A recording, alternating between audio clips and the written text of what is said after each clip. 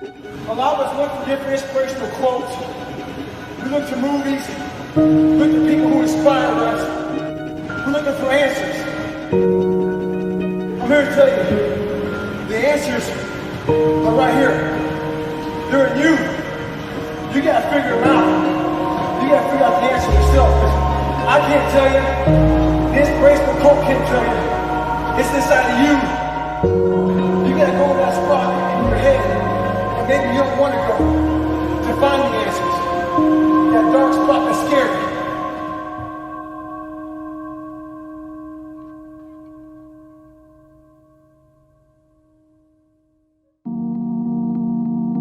Fear is not your enemy. Fear is your friend. Fear reminds you that you have not arrived at the top of the mountain, that you're still climbing with the rest of us. Average becomes sort of like this slow asphyxiation. It's almost like an anesthetic. And that over time we become kind of immune and dulled to the average that we're becoming. You're going to get out of your life what you'll accept. That's really difficult for people, I think, to understand is, look, what you think you're worth and what you're going to tolerate is absolutely what you're going to bring into your life and what the outward part of your life is going to look like.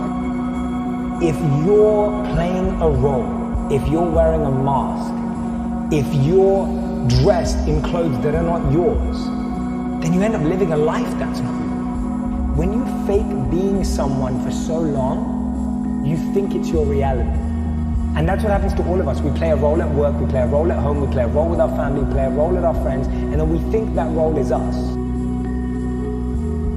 Go out there and put yourself out there. And then on the other side, what is the thing, what is the antagonist of belief? Well, the antagonist of belief is fear. You know, fear is a belief that something negative is going to happen rather than something positive is going to happen. So it's like, that's on the other side. You're almost believing in your failure, right? Rather than believing in your success. So you have to go attack and collapse these different fears. And part of that is going to be sucking out the penalty if you fail, right? Because like a lot of the fear comes because we're afraid that we're going to judge ourselves harshly or whatever. So you got to realize like there is no such thing as failure. There's just learning. Fear is the willingness to hold concern, question, and doubt in one hand. But courage is the willingness to hold passion in the other. And the main thing I would say is, what you can do right now is find meaning in what you do. Make what you do your meaningful, passionate, and purposeful. You don't need to suddenly look to become an entrepreneur or start a side hustle or find some more time. Find meaning. And the way you find meaning, as you genuinely stop, press pause for a second, and go, what am I living for? So for me personally, I'm constantly in a crisis to get to the next version. The guy sitting in front of you right now, if I come back in a year and I'm just the same exact person with the same thoughts, same ideas, same ways of delivering them, this was a wasted year of my life, right? So I want to know how to get to that next version of me. And so I got to ask yourself, how important is it to you to grow? Because you were put on earth to grow, to contribute, to serve, to help. You were in your way. And the current version of you is perfect as it stands right now, but it will be inferior next year. Ladies, men, you too, you are perfect as you exist right now, but that version of you isn't sufficient next year. You just got to understand, the only thing that you're responsible for is your best. Like, you can't do better than your best. You just do your best. And if you try to obsess too much, you're not doing your best, you're going to be paralyzed, right? So you have to get as much information as you can, make the most educated choice, make sure that you're not choosing based on ego or emotion or, you know, greed or these other forces that delude you and prevent you from thinking clearly. But if you do your best and you fail, like, what are you going to do? Beat yourself up for that? Like, that doesn't make any sense. If you're doing your best, if you're really laying it out there, there's nothing more you can do. And that's, I think, that's really the key, is just to constantly rest and rely on that fact that I'm doing my best, and there's nothing more than that. You're waiting to be without fear to jump in? And do you know it's the very fear that will make you so deliciously beautiful at what you're doing?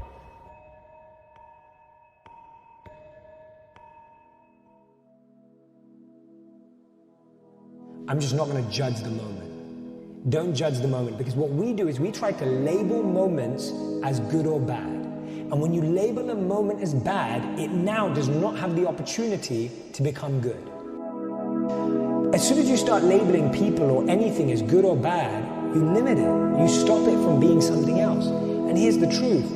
Every moment can evolve into being anything if you give it the opportunity to. Your mind gravitates towards which it is most familiar with. And so, if you're really familiar with what you're worried about and what your problems are and your fears are, and that becomes your dominating thinking. I know you've all heard this, but here's the reason why. Your mind loves what's familiar.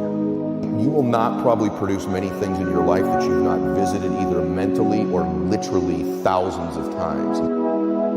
What would you do if you knew you couldn't fail? How big would you play if you knew that you could survive any heartbreak, any breakdown, any betrayal? What would you do if the things that you were afraid of you knew were absolutely nothing? They were all opportunities for you to get stronger in your faith, stronger in your resiliency.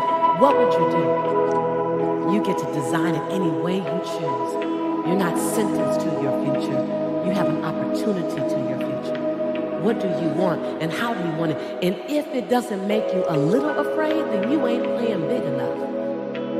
We mistake the fact that we're supposed to be comfortable 24/7. Well, let me tell you something. Comfortable is equivalent to complacent. It says, when you protect your purpose protects you. Your purpose is like a rare jewel. People are going to tell you every day that that jewel is not worth anything. They're going to tell you that that jewel is actually valueless. It doesn't have any impact on your life. They're going to try and take away that value. They're going to tell you that there's another jewel out there that you need to have more value. Protect your purpose. You have to protect it. So what happens is your success grows, you get more opportunities, more ideas, temptations, but they're going to take you away from your purpose. I'm like, I just want to stick to what I was born to do, and I'm so grateful that I get to do it. I'm so happy I get to do it, and I want to keep protecting it. I don't want to get lost in the waves. So look fear in the face and then stand on the edge. Hold fear. Don't wait for the fear to leave you. Hold fear in one hand and passion in the other and leap. Leap.